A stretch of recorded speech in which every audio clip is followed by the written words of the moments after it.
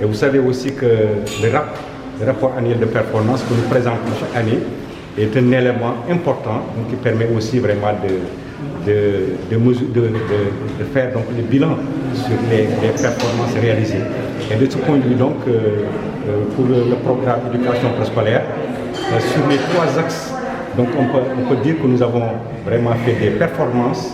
D'abord sur l'accès équitable, nous avons donc connu disons, une avancée significative donc, dans une évolution donc, dans le taux de préscolarisation qui a longtemps stagné ces 10 dernières années autour de 17%.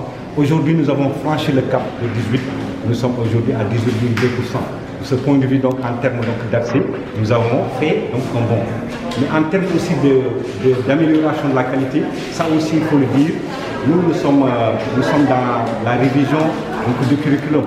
Et ça aussi, il faut dire que c'est le ministre de l'Éducation nationale qui nous a engagés donc, à aller dans la révision donc, du curriculum pour faire corps d'ailleurs avec la volonté du chef de l'État qui attache donc, du prix. Donc un prix donc, à l'amélioration de la qualité des enseignements d'apprentissage. Parce qu'aujourd'hui, il faut aller donc vers la qualité, après avoir amélioré aussi les conditions de vie et d'existence des enseignants. Aujourd'hui, il est clair qu'il faut aller vers la qualité des enseignements d'apprentissage, aller aussi dans l'amélioration de l'environnement des structures.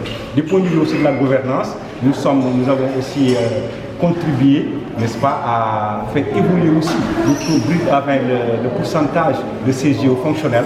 Et ça aussi, il faut dire que c'est dans l'option aussi communautaire. C'est le lieu d'ailleurs de féliciter les partenaires qui nous accompagnent. Donc le PIPA DHS, le projet investi dans les premières années pour le développement humain au Sénégal, projet financé par la Banque mondiale qui nous appuie donc dans disons le développement donc la prise en charge des tout petits, mais également aussi avec l'UNICEF qui est aussi un partenaire important. Nous venons d'ailleurs de boucler donc, les formations donc, des enseignants sur le curriculum du préscolaire articulé à l'enseignement bilingue. Donc nous avons déjà fait cette expérience à Saint-Louis à Louga. La semaine dernière, nous avons terminé avec Kolda. Nous avons articulé donc, ce curriculum bilingue, ce curriculum révisé à l'enseignement bilingue.